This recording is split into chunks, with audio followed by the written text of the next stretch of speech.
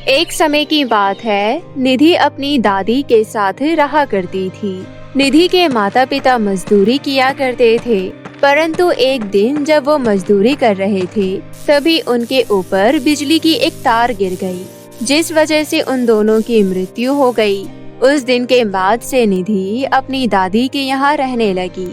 जब निधि छोटी थी, तब तो उसकी दादी किसी तरह इधर उधर छोटा मोटा काम करके उसका लालन पालन कर लेती थी।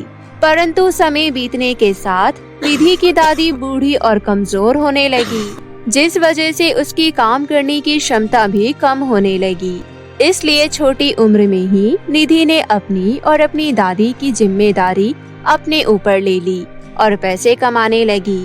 परंतु वो पढ़ना लिखना चाहती थी, इसलिए उसने स्कूल नहीं छोड़ा और वो पैसे कमाने के लिए मंदिर के बाहर गेंदे के फूल और उसकी माला बेचने लगी और उससे जो पैसे मिलते थे, उसी पैसों से वो अपना और अपनी दादी का खर्चा चलाती थी। समय इसी तरह बीत रहा था।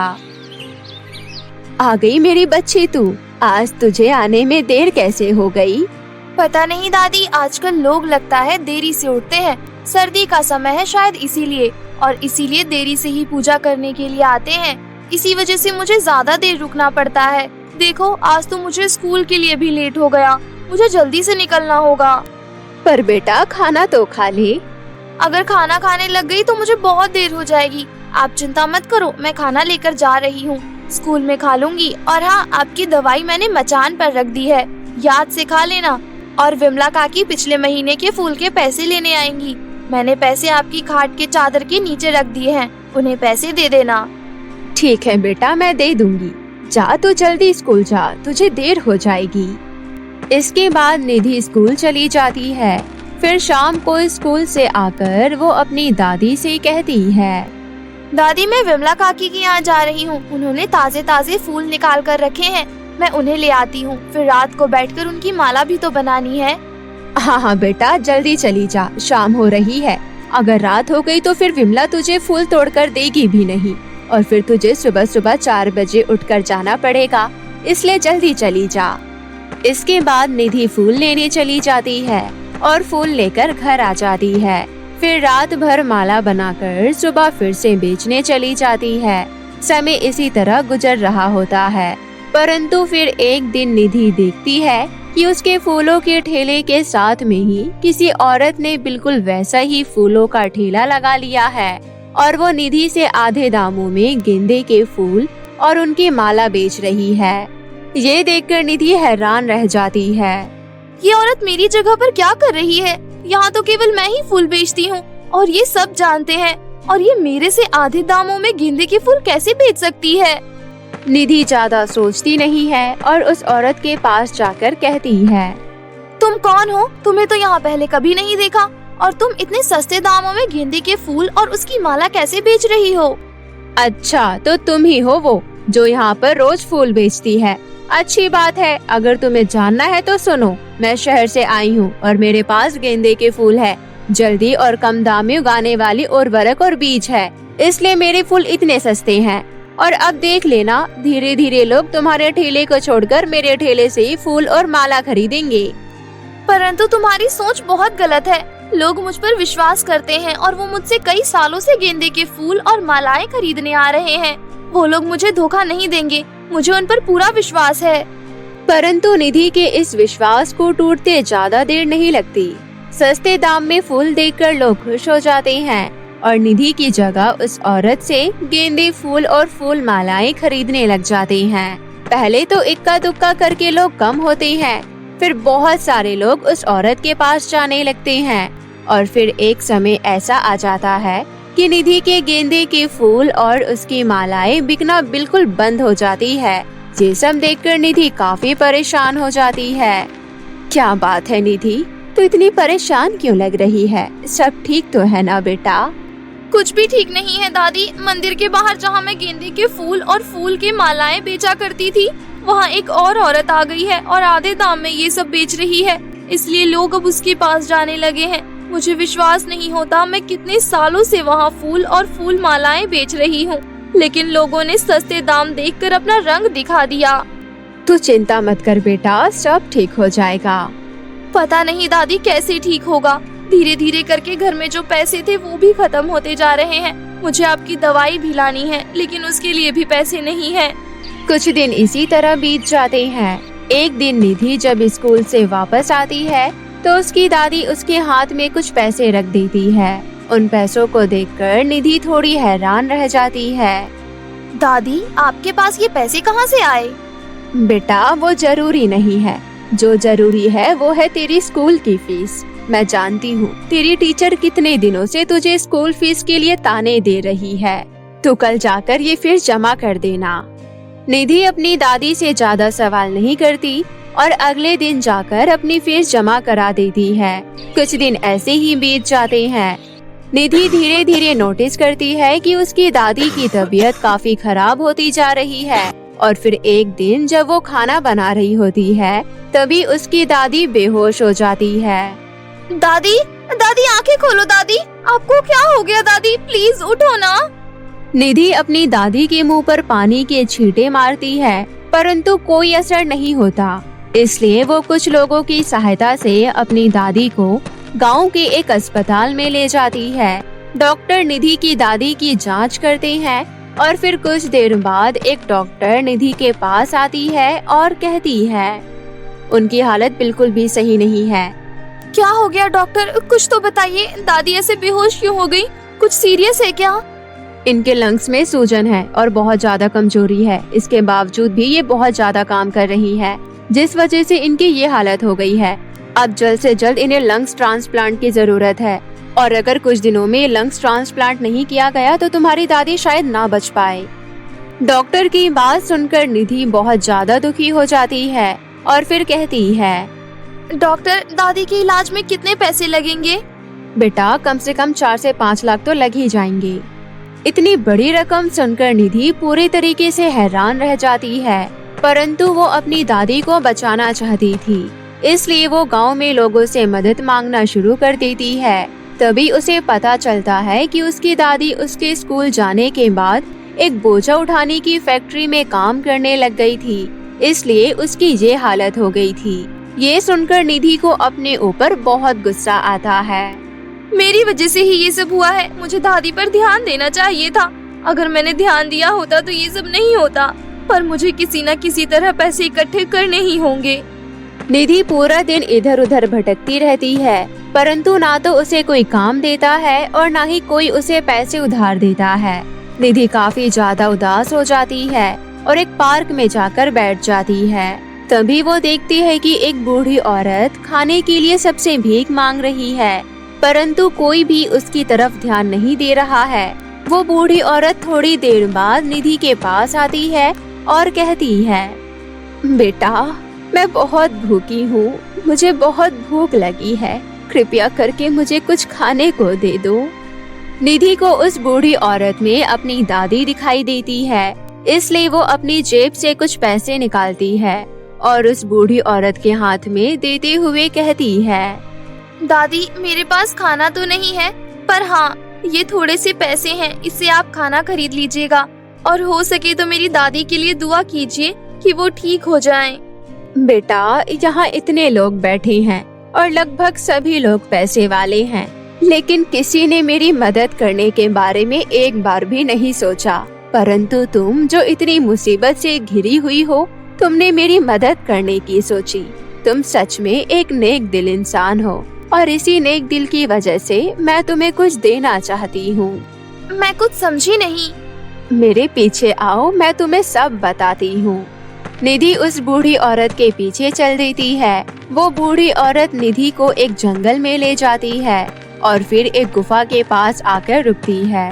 वो बूढ़ी औरत उस गुफा में जाती है और अंदर से एक बहुत ही सुंदर गेंदे के फूल का गाउन लेकर बाहर आती है और उस गाउन को निधि के हाथ में देते हुए कहती है, बेटा, असल में मैं एक बूढ़ी जादूगरनी हूँ। मुझे एक श्राप मिला है कि मैं कभी अपना जादू इस्तेमाल नहीं कर पाऊंगी, इसलिए आज मेरी ये हालत है और इसलिए मैं एक ऐसे सच्चे, अच्छे और ईमानदार इंसान को ढूंढ रही थी जो मेरी सहायता कर सके और वो तुम हो। कृपया करके मेरी मदद करो इस जादुई गेंदे के फूल की फ्रॉक को पहन लो और इसे पहनकर मेरे सर पर हाथ रखकर मुझे आशीर्वाद दो कि मैं इस श्राप से आजाद हो जाऊं। उस बूढ़ी औरत की मदद करने के लिए निधि वैसा ही करती है जैसा वो बूढ़ी औरत कहती है, और निधि के ऐसा करते ही वो बूढ़ी औरत सच में एक जादूगरनी में बदल जाती है। इसके बाद वो जादूगरनी कहती है, तुम्हारा बहुत बहुत धन्यवाद निधि, तुमने मेरी इतनी बड़ी मदद की है, इसलिए अब मैं तुम्हारी मदद करना चाहती हूँ। तुम ये जादुई गेंदे के फूल का गाउन अपने पास रख सकती हो। ये गाउन जादुई है, इसलिए तुम इस गाउन से जो इच्छा करोगी वो सब तुम्हें मिल जाएगा, और तुम इस गाउन की मदद से अपनी दादी को भी बचा सकती हो। उस जादूगरनी की बात सुनकर निधि बहुत ज्यादा खुश हो जाती है और उस गाउन को पहनकर अपनी दादी के पास चली जाती है और अपनी दादी के सर पर हाथ रखकर उस गाउन से कहती है, हे जादुई गाउन, कृपया करके मेरी दादी को बिल्कुल ठीक कर दो। निधि के ऐसा कहती ही निधि की दादी बिल्कुल ठीक हो जाती है, जिसे देखकर निधि बहुत खुश होती है। फिर उस जादुई गेंदे के फूल के गाउन की मदद से निधि एक अच्छा सा घर मांगती है और कुछ पैसे भी मांगती है। उन पैसों से निधि गेंदे के फूलों की खेती शुरू करती है और फिर उन गेंदे के फूलों को अलग अलग और बड़े बड़े शहरों में बेचने लगती है, और कुछ ही दिनों में उसका व्यापार काफी बड़ा हो जाता है और वो अपनी दादी के साथ एक सुखमय जीवन जीने लग जाती है। साथ ही साथ रह रहे अपने जैसे और भी गरीब और जरूरतमंद लोगों की मदद करने लग जाती है और एक हंसी खुशी जीवन जीने लग जाती है। ओमपुर गांव में नैना नाम की एक अनाथ लड़की रहती थी। नैना के माता पिता नैना के पैदा होते ही मर गए थे, इसलिए नैना गांव में भीख मांगकर अपना गुजारा करती थी। नैना दिखने में बहुत ही काली और बदसूरत थी। माई, कुछ खाने को दे दो, बहुत भूख लग रही है। अरे चल चल, निकल यहाँ से, जाने कहाँ से आ जाते हैं। ऐसे ही लोग उसको फटकार कर भगा दिया करते थे। अब उसको खाना भी बहुत मुश्किल से मिल पाता था। एक दिन नैना रोते रोते मंदिर में जाकर बैठ जाती है और मंदिर के पंडित से कहती है, पंडित जी, कुछ खाने को दे दो, बहुत भूख लग रही है। ठीक है, लेकिन तुम्हें खाना तभी मिलेगा जब तुम मंदिर की अच्छे से सफाई करोगी। इस तरह रोज पंडित जी नैना से मंदिर की सफाई करवाते और उसको खाना दे देते। इसी तरह कुछ दिन बीत गए। एक दिन पंडित नैना से कहता है, नैना, तुम्हें यहाँ रहते हुए कई महीने हो गए हैं, अब तुम यहाँ से निकल जाओ। अब मैं तुम्हें यहाँ नहीं रहने दूंगा। क्यों पंडित जी, मुझसे कोई गलती हुई है? इतने दिनों में आपने मुझे कभी जाने को नहीं कहा, फिर आज क्यों? तुम्हारी बदसूरती की वजह से कुछ भक्त मंदिर में आना पसंद नहीं करते। अगर भक्त मंदिर में नहीं आएंगे तो महंगे महंगे चढ़ावे कहाँ से आएंगे? इतना बोलकर पंडित जी नैना को मंदिर से धक्के मारकर निकाल देते हैं और साथ ही उसके कपड़े की पोटली भी बाहर फेंक देते हैं। नैना अपनी पोटली उठाती है और गांव से बहुत दूर आ जाती है। चलते चलते वो एक नदी के किनारे पहुंच जाती है और पानी पीने के लिए नदी के पास जाती है और पानी पीकर मन ही मन कहती है, हे भगवान, अब मैं कहाँ जाऊँ, क्या करूँ? इतने दिनों तक मैंने आपकी सेवा की, फिर भी आपने मेरी मदद नहीं की। अब मैं कहाँ जाऊँगी? इतना कहते हुए नैना रोने लग जाती है। तभी नैना की रोने की आवाज सुनकर वहाँ पर एक परी प्रकट हो जाती है और नैना से रोने का कारण पूछती है। नैना, तुम रो क्यों रही हो और इस सुनसान जगह पर क्या कर रही हो? रो नहीं तो और क्या करूं परी जी, आखिर मेरा है ही कौन इस दुनिया में। एक मंदिर में सहारा मिला था, अब वो भी नहीं रहा। ये सब सुनकर परी को नैना पर तरस आ जाता है और परी नैना से कहती है, नैना, तुम परेशान मत हो, मैं तुम्हें कुछ देना चाहती हूँ। इतना कहकर परी अपनी जादुई छड़ी से एक फ्रॉक प्रकट करती है और कहती है, नैना, ये एक जादुई फ्रॉक है, इससे तुम जो कुछ भी मांगोगी वो तुम्हें मिल जाएगा। अब तुम जाओ, हमेशा खुश रहना। इतना बोलकर परी वहाँ से गायब हो जाती है और नैना खुशी खुशी उस फ्रॉक को पहन लेती है। नैना जैसे ही उस फ्रॉक को पहनती है वो एकदम खूबसूरत हो जाती है, बिल्कुल एक राजकुमारी की तरह। फिर नैना को भूख लगती है तो वो जादुई फ्रॉक से कहती है, हे जादुई फ्रॉक, मुझे भूख लगी है, मुझे कुछ खाने को दो। तभी उसके सामने तरह तरह के भोजन प्रकट हो जाते हैं। फिर नैना भोजन करके अपने गांव वापस लौट आती है। नैना जैसे ही गांव पहुंचती है तो गांव वाले नैना को देखने के लिए भीड़ लगा लेते हैं। उसे कोई नहीं पहचान पा रहा था, बल्कि सभी लोग उसकी खूबसूरती की बहुत तारीफें करते हैं। लगता है ये सारे गांव वाले मुझे पहचान नहीं पा रहे हैं। अब अगर मैंने इनको अपनी सच्चाई बता दी तो ये लोग फिर से मेरे साथ बुरा बर्ताव करने लगेंगे, इसलिए अच्छा यही होगा कि मैं इन्हें कुछ ना बताऊं। ये सब सोचकर नैना गांव वालों से कहती है, मैं आपके गांव में मेहमान बनकर आई हूँ, क्या आप में से कोई मुझे अपने घर में रख सकता है? सभी गांव वाले चाह रहे थे कि नैना उनके घर में रहे। नैना गांव में से किसी एक के घर में रहने चली जाती है। गांव वाले नैना को बहुत इज्जत और प्यार देते हैं। कुछ दिनों बाद उसी गांव में कोकिला काकी की बेटी की शादी होने वाली होती है, लेकिन कोकिला काकी की बेटी के गहने कोई रात में चुरा लेता है। ये खबर नैना जैसे ही सुनती है तो वो कोकिला काकी के घर जाती है और अपनी जादुई फ्रॉक से पैसे मांगकर उनको दे देती है।